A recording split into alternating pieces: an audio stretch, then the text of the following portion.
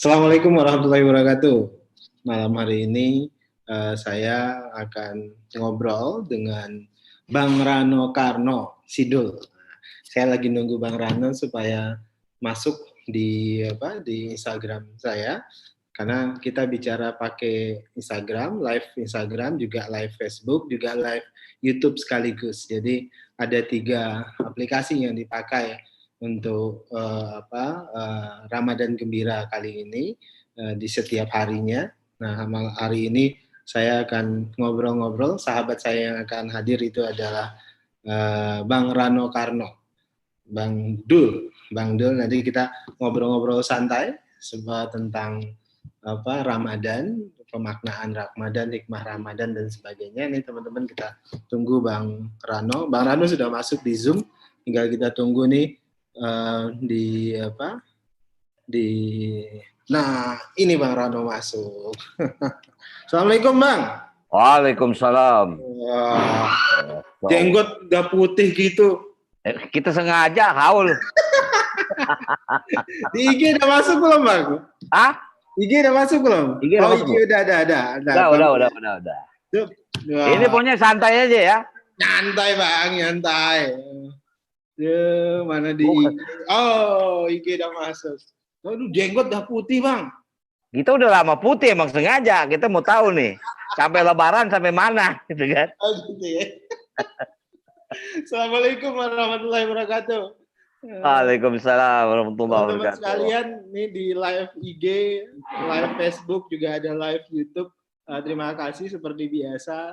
Ba'da sholat tarawih berjamaah, kita mengisi Ramadan Gembira. Amin. Nah, di tengah wabah COVID, kemudian kita bincang-bincang santai pasca ba'da tarawih. Nah, malam hari ini agak spesial. Kemarin beberapa tamu kita ada Bima, ada Bang Sandi, kemarin ada beberapa tokoh lainnya. Nah, malam ini spesial sekali. Saya rindu juga, sudah lama sekali nih Udah lama kita nggak ketemu Bang. Dengan abang saya nih, Bang Rano Karno. Assalamualaikum. Waduh. Bang Rano, kalau kita mungkin teman-teman kenalnya Sidul, tapi sudah mulai putih-putih gitu. Waduh, kita sengaja habis dari dengan work from home ini, apalagi pokoknya kita mau tahu sampai lebaran sampai mana nih putih panjangnya nih. Jadi teman-teman sekalian, kalau yang kenal Bang Rano itu bewoknya luar biasa deh kalau ukuran. Jadi saya mau cerita sedikit. Saya lama sekali sebenarnya tidak ketemu dengan Bang Rano. Iya. Beliau sahabat saya saya kenal beliau ketika beliau jadi wakil gubernur di Banten, kemudian kebetulan saya akademisi di Fakultas Ekonomi Untirta, kemudian beliau jadi gubernur. Saya juga kenal beliau, banyak diskusi lah, bantu beliau, kemudian beliau pensiun jadi gubernur, kemudian sempat film sudah dibuat kemarin tuh Bang ya. Film udah bikin trilogi Sidul lagi. Kan nggak ada lagi kan Bang, udah film nggak ada lagi, cuman ya begini nih, ini permintaan masih banyak aku juga bingung gitu loh. Apalagi nih ada kelompok Sarah, ada kelompok Jenab, waduh mabok juga kita. Ini yang bikin bebewok aku sebetulnya. Gitu Bang ya. Jadi work from home ini justru bikin naskah jangan-jangan. Jadi bayangin Bang, aku dari mulai Ramadan pertama sampai sekarang ini, alhamdulillah udah masuk 6 episode. Wah, luar biasa, produktif beneran. Dalam 4 hari episode. Iya. Baik teman-teman sekalian, kita bincang santai saja terkait dengan hikmah Ramadan. Lalu Bang Rano nanti kurang lebih 1 jam kita ngobrol. Siapa sih yang nggak kenal Rano Karno? Kita nanti ambil hikmah dari banyak cerita Bang Rano, pengalaman spiritual beliau, pandangan keagamaan beliau. Amin. Karena kita bicara tentang Ramadan, jadi saya udah ngomong dengan Bang Rano, kita nggak ngomongin politik sama sekali. Karena beliau kita cari hikmah Ramadan aja. anggota DPRD, saya juga di politisi sekarang, tapi tetap di kampus gitu. Jadi kami akan banyak bicara tentang hikmah. Nah, teman-teman, saya ingin tanya di Bang Rano. Bang Rano, siapa sih nggak kenal Rano Karno? Bahkan Bang Alah. Rano ini sejak kecil itu sudah terkenal. Bang Rano nggak pernah merasakan nggak terkenal begitu. Jadi suasana apa kan banyak ya perkembangan Bang Rano sejak kecil sudah main film, dikenal oleh publik. Itu apa namanya situasi kebatinan kan misalnya dulu tuh idaman cewek-cewek itu luar biasa. Mak saya saja katanya, wah itu mengidolakan si Jul, almarhum ibu saya. Ibu saya sudah meninggal Bang Iya, iya, tahun iya. Inilah, ya. lalu. Jadi almarhum ibu saya saja itu mengidolakan Rano Karno. Nah, Mbak Rano, cerita dong sedikit apa misalnya proses Abang belajar agama itu mulai dari kecil itu kayak apa gitu. Kemudian Iya, balik spiritual itu kayak apa Bang sebenarnya? sebetulnya kalau belajar agama tidak dalam juga Bang Daniel. Artinya ya kayak anak kampung kita belajar di madrasah kampung saja. Cuman memang ada satu pengalaman spiritual yang buat saya agak mencengangkan. Yaitu di saat kakak saya almarhum Tino Karno meninggal. Tahun berapa itu? Itu kira-kira ya sudah cukup lama tuh Bang. Tahun-tahun kira-kira tahun 98. 98-an ya. Saya agak terpukul waktu itu. Karena apa ya? Sebelum dia meninggal tuh aneh, dia agak aneh. Anehnya artinya apa ya? Dia tidak mengizinkan saya untuk pergi ke Solo. Nah, ini agak ke Solo lagi nih, Bang, tapi bukan ngomong politik. Karena kebetulan kan Mbak Dewi istri saya ini kan orang Solo. Orang Solo. Iya, salam. Jadi iya. Jadi keluarganya nih ibu bapak makam di Solo. Oh. Nah, jadi waktu itu pas hari raya saya mau ke Solo mau nyekar kan. Nah, ini abang saya si Tino nih kayak nggak mengizinkan karena memang ada sesuatu istilahnya yang membuat dia meminta saya untuk tidak pergi karena saya diminta untuk melamar anaknya. Oh. Cuman saya bilang ini cuma lamaran udah lu aja deh. Gue ini udah lama nggak pernah nyekar nih. Singkat kata berangkatlah saya. Saya baru malam tuh baru tidur di hotel 1 hari. Saya dapat mimpi. Beliau izin mau pergi, mau pulang. Apa yang terjadi besok paginya pas itu saya dapat telepon bahwa beliau kena serangan jantung. Nah, jadi Bang Daniel agak dibayangkan juga bagaimana saya harus pulang ke Jakarta dengan tiket yang nggak ada. Kayak sekarang ini misalnya kan. Kita kalau pergi ke luar kota ya pasti dengan tiket yang tercatat kan. Nah, artinya saya agak kecewa dengan kepergian dia. Dan saya banyak bertanya kenapa dia mesti pergi gitu kan. Kenapa dia mesti seperti ini gitu. Nah, itulah kemudian yang mengantar saya kepada sebuah ya pengalaman spiritual barangkali. Yang jujur-jujur mengantar saya bisa kembali lagi membaca Quran. Nah, ini menjadi unik, memang kisahnya agak unik gitu loh. Saya bisa baca Quran tapi jujur tidak sepandai Bang Daniel, tapi saya bisa membaca. Nah, jadi itulah pengalaman spiritual yang membuat barangkali ya apa ya. Mulai saya belajar tahu, alhamdulillah Oktober ini usia saya 60 loh Bang Daniel. Wah, luar biasa. Jadi barangkali ini sudah waktu-waktu kita juga harus pulang kan. Jadi pembekalan itulah yang sedang saya ya istilah saya cari, saya kejar lah. Kita nggak tahu berapa lagi usia kita. Ini alhamdulillah masih dikasih masuk dalam bulan Ramadan kan. Ya mudah-mudahan saja Allah memberikan segala macam rezekinya di bulan ini. Mungkin itu Bang Daniel. Saya juga nggak terlalu fanatis yang fasik, tidak juga. Gitu. Jadi abang mulai baca Al-Quran di apa? Saya mulai baca Al-Quran. Walaupun dengan terbata-bata, tapi saya kemudian yang lucu ya, bukan lucu saya, tapi takut nanti dianggap apa ya. Saya jujur, nanti mungkin satu saat Bang Dani wawancara dia.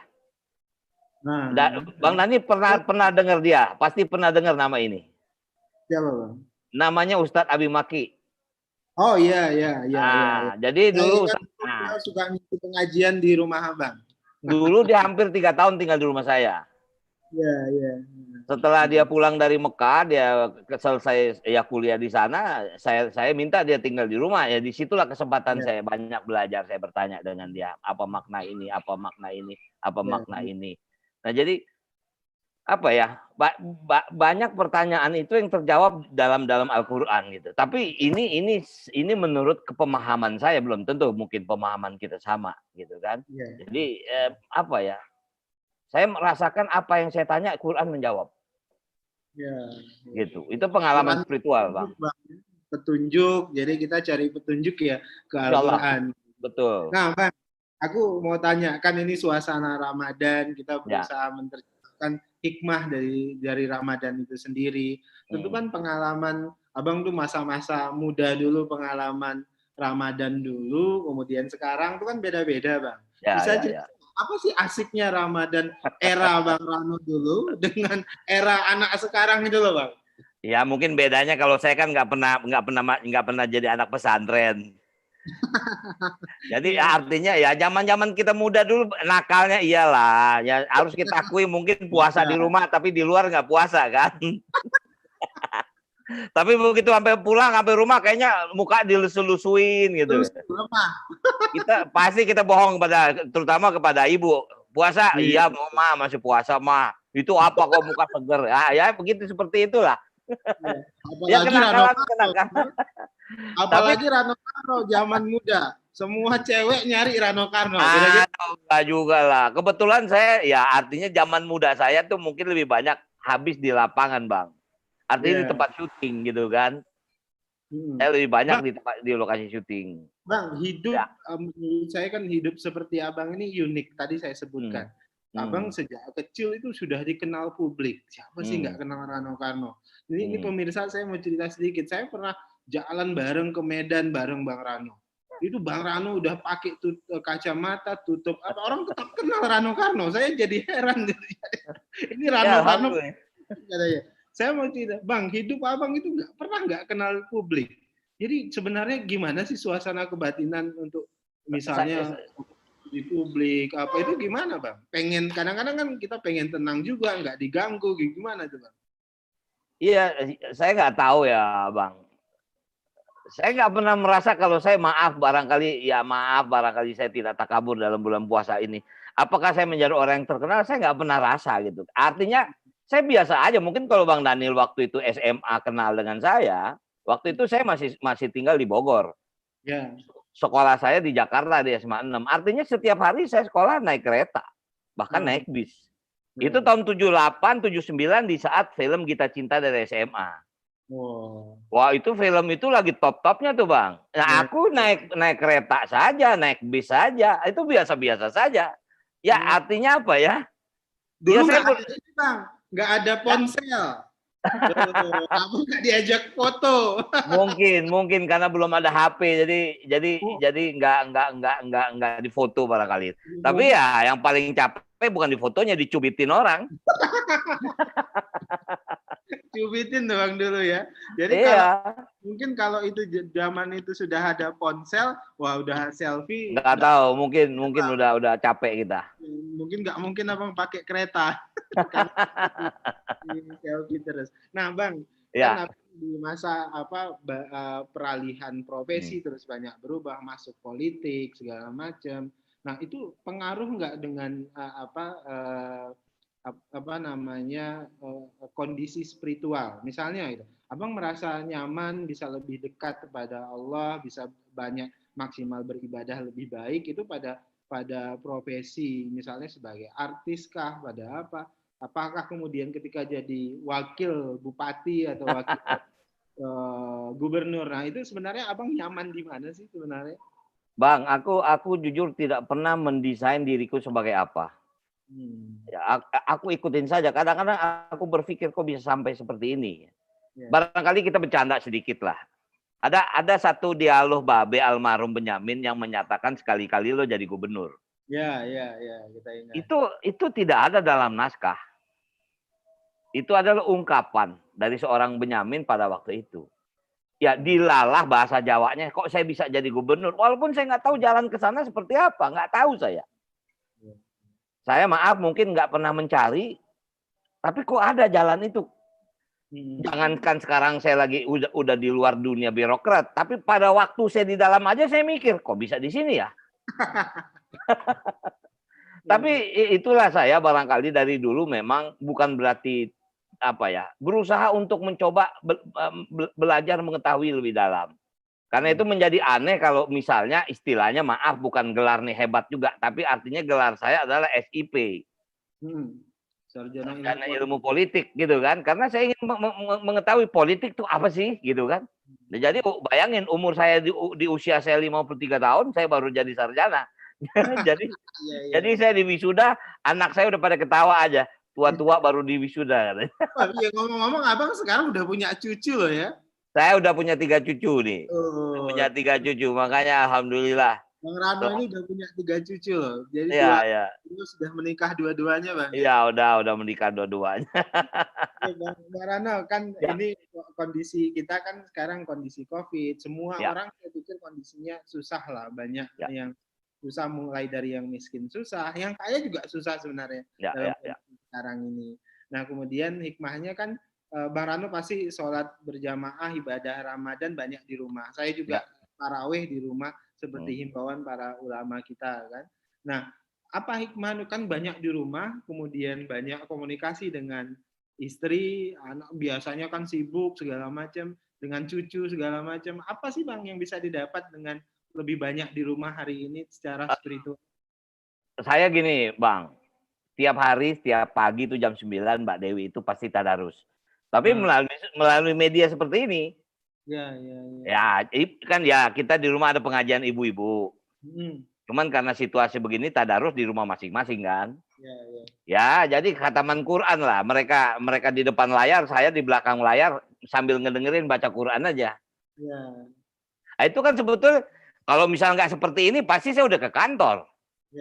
Biasanya ya minta maaf jujur saja yang tadarusan tuh lebih banyak ibu-ibu, kalau bapak-bapak kan jarang suruh khataman Quran. Ya kecuali kalau Bang Daniel iyalah, tapi kayak ya maaf kita ini barangkali mau dengerin ceramah cuma sebulan sekali kan. Nah, tapi artinya dengan situasi ini setiap pagi jam 9 pagi pasti Mbak Dewi khataman Quran. Ya saya jadi baca juga di samping kan, cuman nggak kelihatan di layar karena kan ibu-ibu semua isinya. Jadi seperti abang kelihatan di layar, teriak tuh ibu-ibu. Bang, jangan kelihatan Bang. Tadi bilang, bukan muhrim, keluar katanya. Ya, kemudian kesempatan sama anak-anak juga jadi semakin banyak. Ya kita ya walaupun dalam pengertian santai ya kita istilahnya tarawih di rumah lah. Ya dipaksa saya menjadi imam jadinya kan, walaupun dengan ayat yang tiga ini kan. Itu aja ya. Itu aja kan. Kadang-kadang kita mikir malu juga. Hikmahnya nih sekarang Bang, kita laki-laki, bapak-bapak nih, ayah-ayah di rumah sekarang dipaksa untuk jadi imam. Betul. Dulu abang kan waktu betul. Mbak Dewi pasti bilang, bersediakah engkau menjadikan aku imammu? Nah sekarang harus dibuktikan kan? Betul. Nah benar. Suasana kebatinannya hampir setiap hari, setiap sholat fardu pasti abang jadi imam. Saya harus jujur, dalam bulan puasa saya nggak mau berbohong. Yang pasti setiap sholat maghrib pasti saya jadi imam. Karena ya pengalaman selama ini kalau maghrib pasti saya sudah di rumah kan. Ya yang pasti kalau zuhur, asar nggak mungkin dalam posisi Jadi sekarang ini ya karena saya di rumah, yang pasti saya jadi imam ya sholat maghrib. Kebetulan kalau tarawih, alhamdulillah saya istilahnya ada asisten rumah tangga yang lebih fasih daripada saya kan. Jadi dia lah yang jadi imam ya alhamdulillah, minimal beban saya nggak terlalu berat dengan 11 rakaat kan. Anak-anak ada yang di rumah sama? Anak-anak iya. Anak-anak iya. Cucu di rumah. Kebetulan aku kan tinggal satu rumah nih. Ya alhamdulillah lah, supaya nggak jauh-jauh anak-anak sama cucu. Jadi sehat terus ngelihat cucu Bang ya. Alhamdulillah tiap pagi kita udah diganggu kalau cucu pasti main ke kamar dia. Wah, iya. Nah, Bang, terus kan sekarang kemudian abang tuh kemudian tetap produktif sebagai seniman, sebagai sutradara segala macam. Bang, apa namanya, penulisan skenario kan abang lebih banyak Hmm. percintaan segala macam. Itu biasanya menaruh pesan, misalnya kalau ada pesan spiritual di dalamnya segala macam. Itu gimana bang proses kreatifnya? Kalau Aku yang paling sulit. Babe, kalau Bang Ben dulu dari di Rano itu di film Sidul, sinetron Sidul itu kan dia kuat itu pesan-pesan tertentunya. Gitu. Ya, ya, ya, ya. Aku jujur bang. Hmm. Aku nggak pernah mengkonsep sebuah skenario. Nggak bisa, aku nggak bisa konsep. Oh. Aku menulis aja berdasarkan apa ya? Naluri saja, insting saja. Hmm. Jadi apa ya? Saya minta maaf, saya tidak fanatis, saya masih belajar tentang agama. Ya. Tapi Sidul itu juga sebetulnya jujur saya dapatkan saya sangat yakin dan saya sudah berapa kali bicara juga di beberapa media. Sidul itu saya dapatkan dari bisikan saya pada waktu saya bertanya waktu saya pada umroh kira-kira tahun 90-an. Hmm. Di saat waktu itu film Indonesia sedang turun dan televisi mulai marak. Saya bertanya, apa yang mesti saya kerjakan? Ya. Saya ingat benar Bang Daniel, saya nyender di sebuah tiang di Masjidil Haram. Saya nyender situ, saya tanya, ya Allah, apa yang mesti saya kerjakan setelah ini? Nah, itu tiba-tiba saya mendengar ada orang memanggil Dul. Saya yakin panggilan itu buat saya. Waktu saya nyender, saya nengok. Kok ada yang manggil saya kok, tapi namanya Dul. Kenapa saya nengok gitu kan? Nah, setelah itu saya sangat yakin bahwa itu adalah suatu guidance bahwa saya harus membuat Sidul kembali. Ya, ya. Bingung saya waktu itu ya. Proses Sidul sangat unik Bang Daniel, sangat unik, sangat unik. Ya, sebelum dia ditayangkan menjadi suatu tontonan yang box office misalnya, itu ditolak semua stasiun televisi. Ya, ya, ya. Ditolak bang Ya, ya. tahun-tahun 90 ditolak semua stasiun televisi menolak itu. Jadi Hmm. bayangin Bang Daniel bukan apa ya, saya tidak juga. Ya pada waktu itu saya sendiri yang datang ke stasiun TV dan menawarkan konsep itu. Ya. Mereka tahu yang menawarkan itu seorang Rano Karno yang sudah terkenal, tapi saya disuruh tunggu di ruang tunggu setiap minggu. Oh. Artinya saya jalankan saja. Nah kemudian saya nggak tahu gimana caranya setiap saya nulis, ya saya minta maaf sekali lagi, bukan saya apa ya, semua nama-nama aku bernama-nama Islami gitu. Misalnya kayak Zainab dari Siti Zainab, Atun dipanggil karena panggilan Zaitun, ada Sarah. Ya kalau Karyo memang dari runtun Jawa, kemudian ya itu kadang-kadang itu membuat saya juga agak bingung gitu. Itu Jadi ikonik bang bagi orang Indonesia. Film ya ya. Sidul dari masa ke masa ikonik. Orang-orang semasa saya ketika sinetron itu muncul masih sekolah pada saat itu sangat Ya. ikonik gitu. Karena ada pesan pendidikan di situ, ada semangat pendidikan di situ. Kita harus sekolah dan sebagainya. Nah, orang akhirnya menjadikan Bang Rano itu ikon Betawi. Bang Ben ikon Betawi. Nah, Ya. ini publik pemirsa nih harus tahu sebenarnya. Bang Rano ini punya darah Padang. Sebenarnya kita bongkar rahasianya. Bang Rano ini nggak punya darah Betawi nggak Bang? Nih harus dijelaskan Bang. Ada darah Betawi tapi mungkin sedikit itu dari ibu.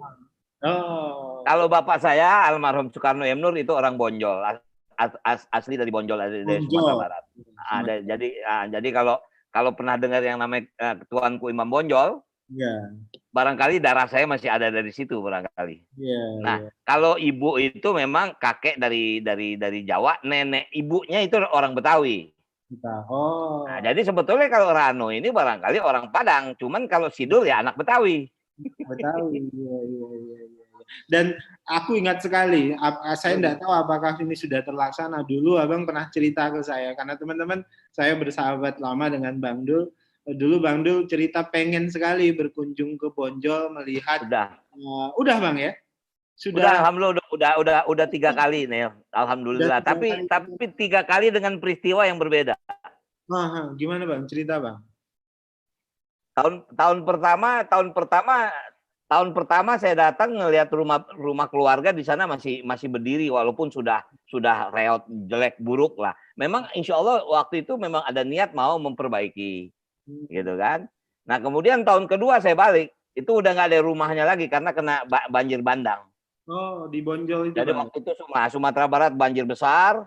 termasuk Kampung Jamba itu di Bonjol itu, insya Allah ini mungkin saudara saya di Bonjol juga nonton barangkali.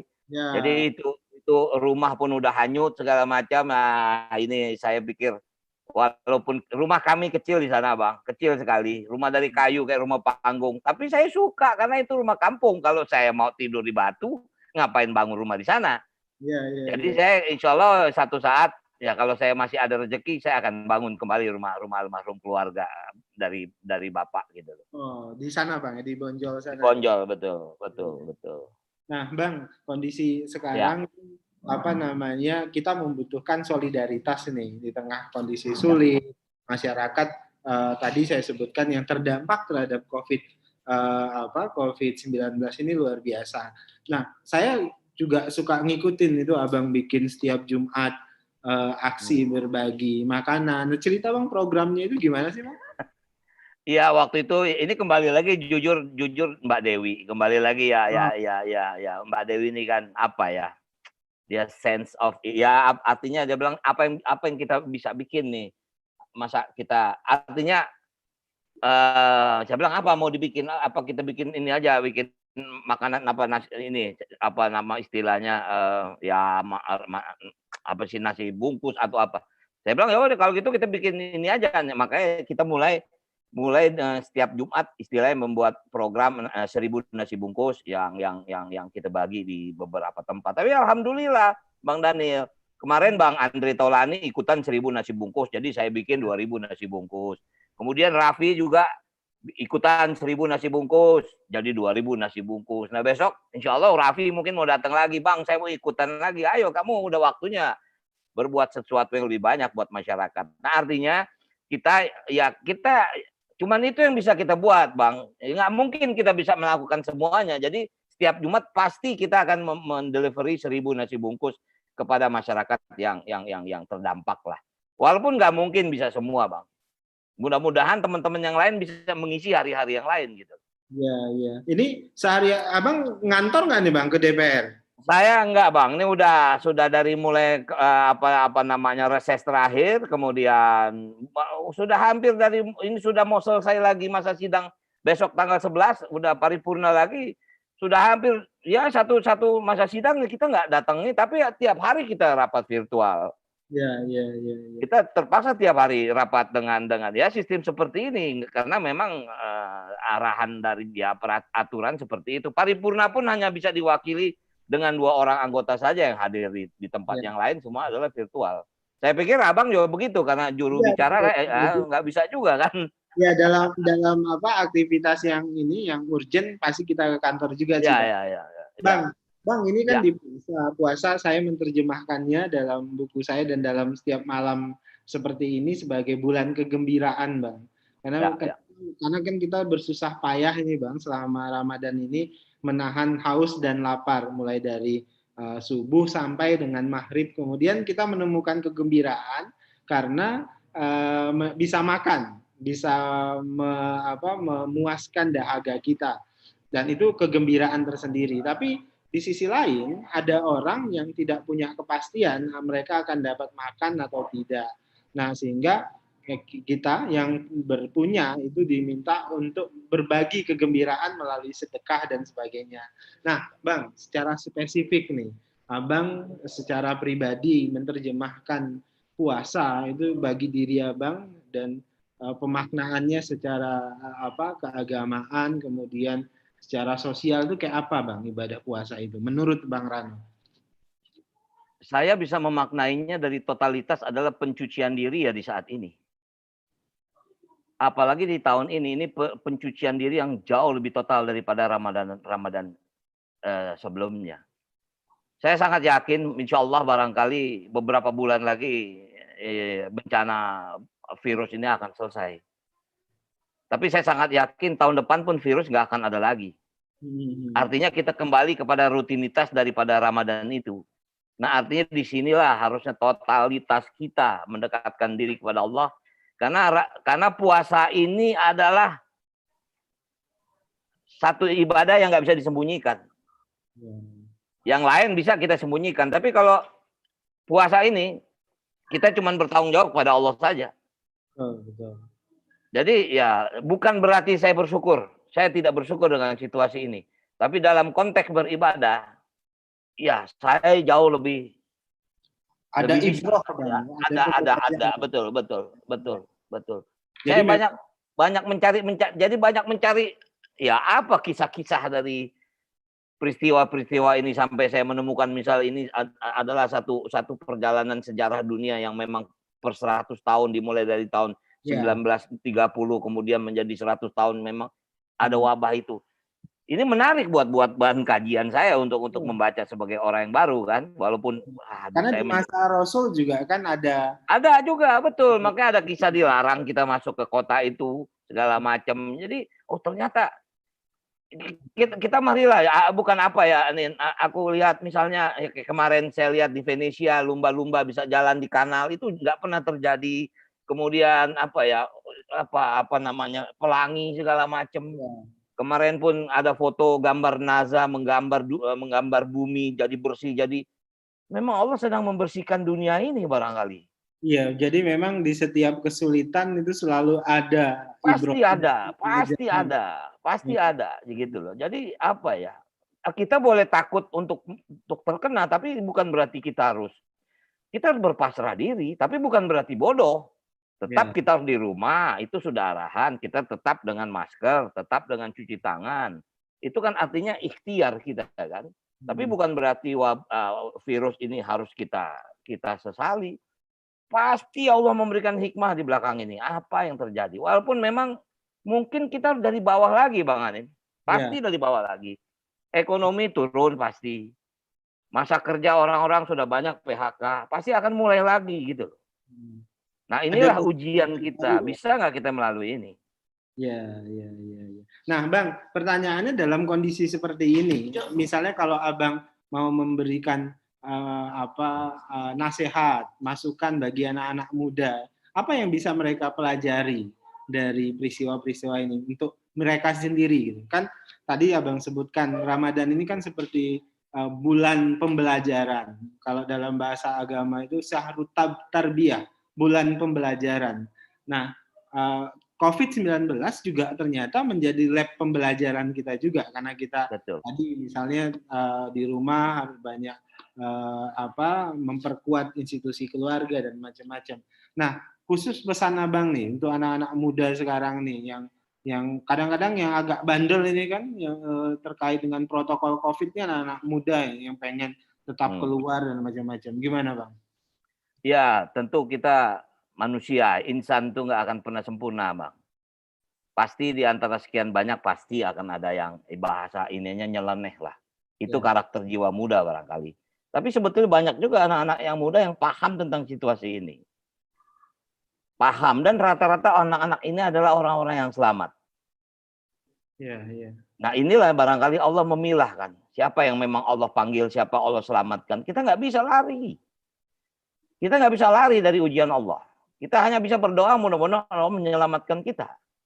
Tapi Allah menentukan nasib kita, umur kita. Kalau selesai sekarang ya selesai. Tapi bukan berarti kita tantang gitu kan. Wah mana ya maaf bukan berarti saya menyebut.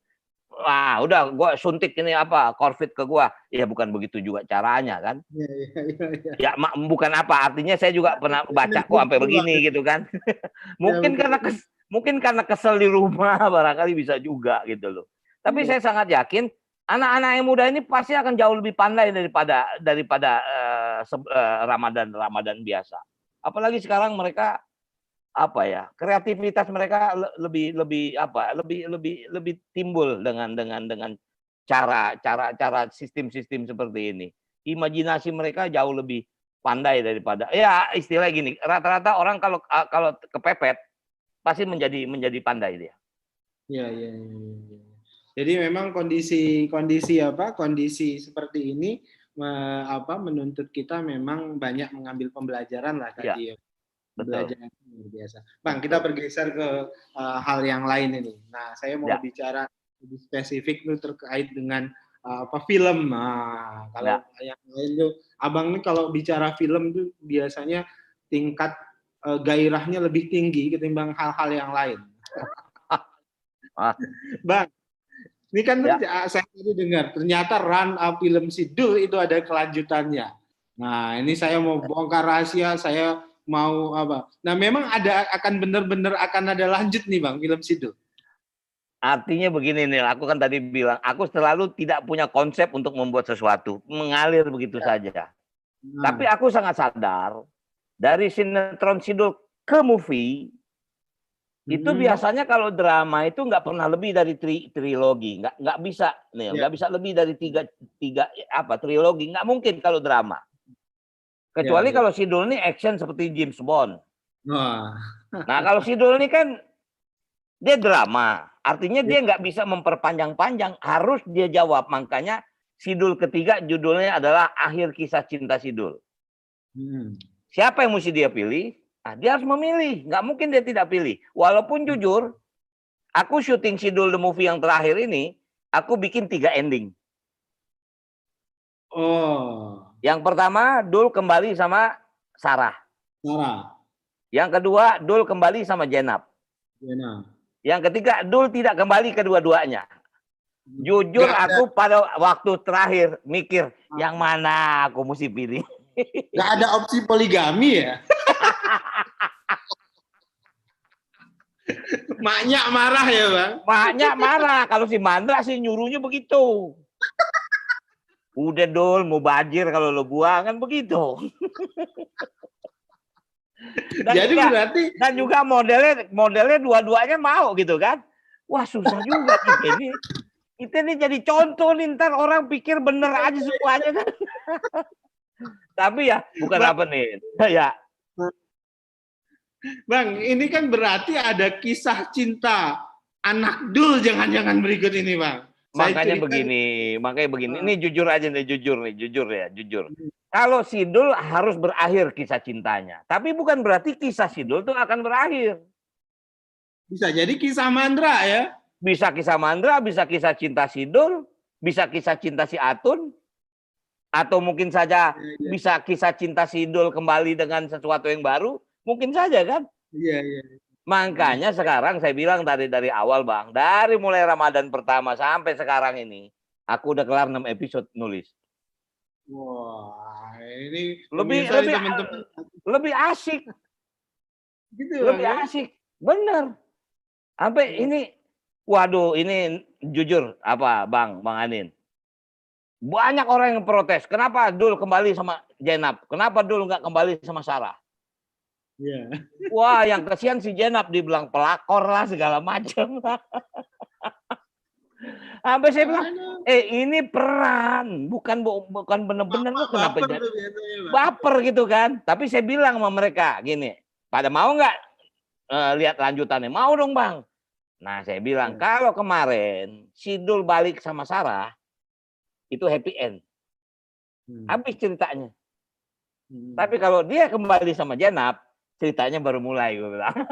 Wah, ini memang produser luar biasa.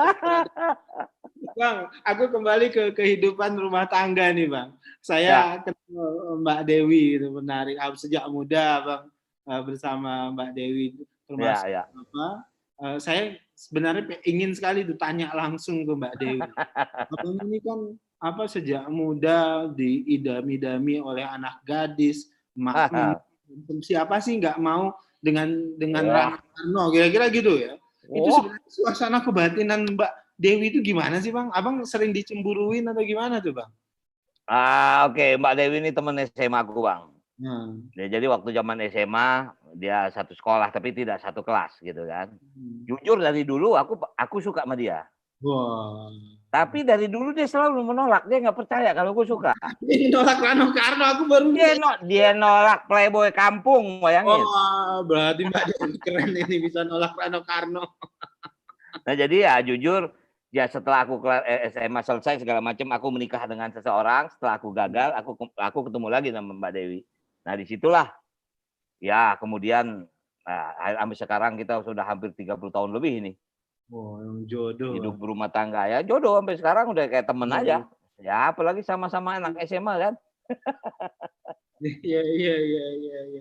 Apalagi Mbak Dewi mungkin dalam setiap karir Abang pasti punya pengaruh besar ya. Peran Mbak Dewi itu kayak apa sih, Bang?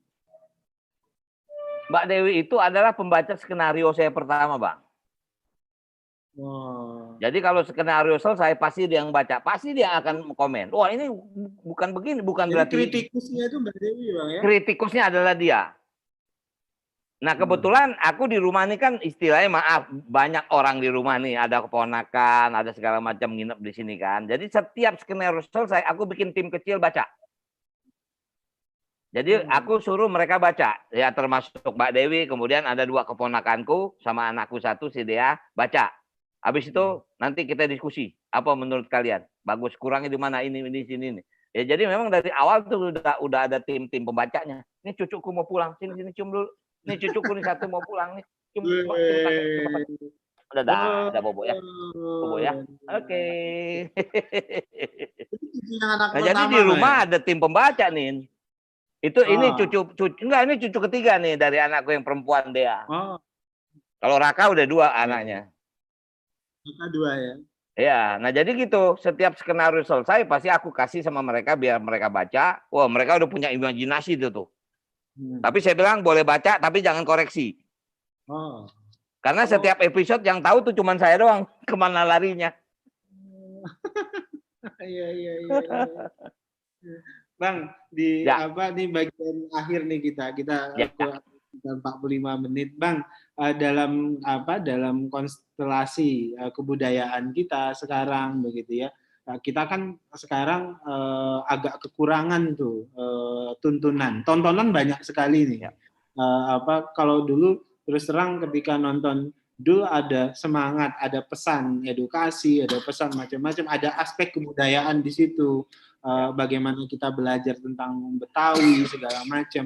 Nah, pada karya-karya Abang ke depan ini tentu semangat edukasi itu nggak boleh hilang kan, Bang. Pasti selain budaya Betawi tentu juga budaya-budaya yang lain. Tadi ini saya baca di di IG malah ada yang nanya, Bang Rano bisa nggak nulis tentang film orang Padang, tentang Padang segala macam gitu. Itu gimana, Bang?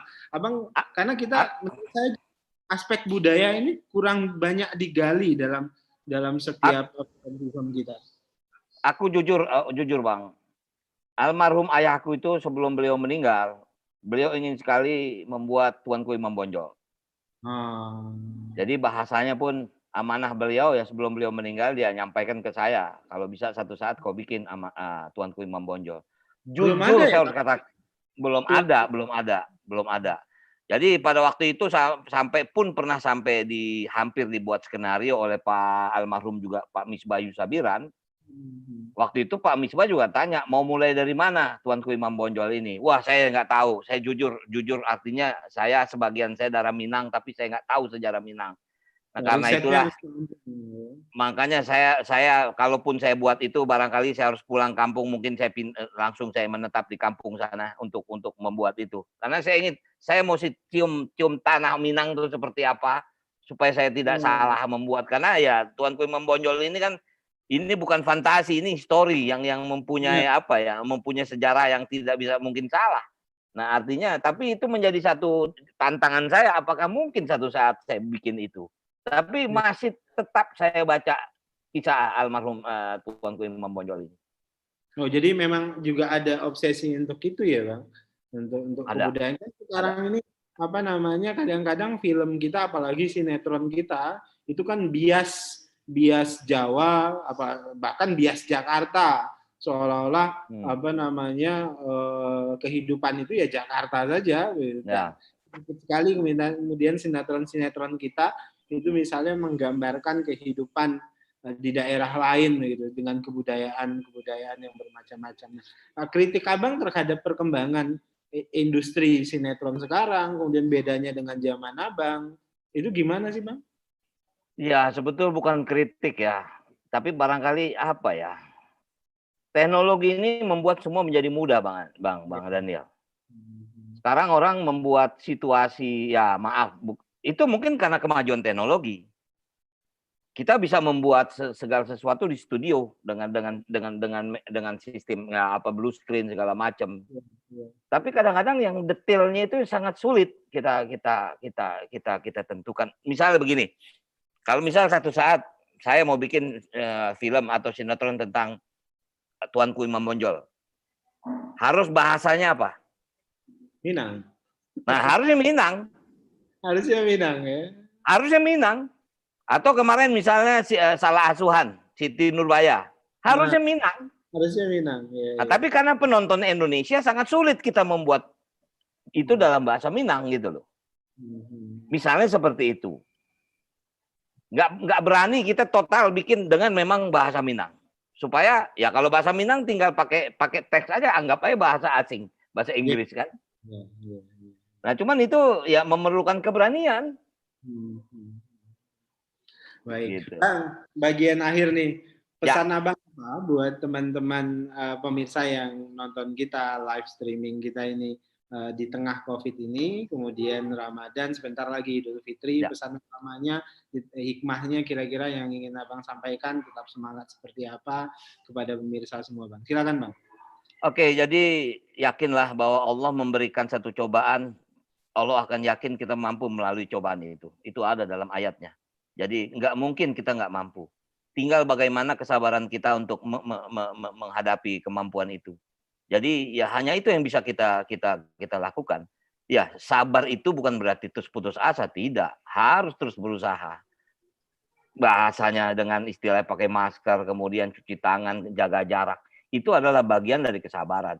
Kita nggak biasa untuk mengantri di sebuah tempat. Tapi sekarang memaksa kita mengantri dan dengan jarak yang cukup jauh.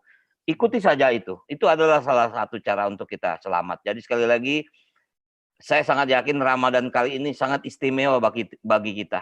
Walaupun kita lihat ini sangat sulit, tapi inilah barangkali pahala yang terbesar di usia kita. Karena insya Allah kita tidak akan pernah mengalami pandemi virus yang akan datang. Karena kalaupun ada, kalau saya baca dari literasinya, ini adalah satu era seratusan tahun yang memang akan terjadi di dunia. Barangkali itu yang bisa saya sampaikan, Bang Adin. Sekali lagi, terima kasih, maaf lahir batin. Insya Allah Hari Raya tahun ini memberikan makna bagi kita semua. Kirim salam buat keluarga. Bang Rano, saya ucapkan terima kasih banyak karena sama-sama.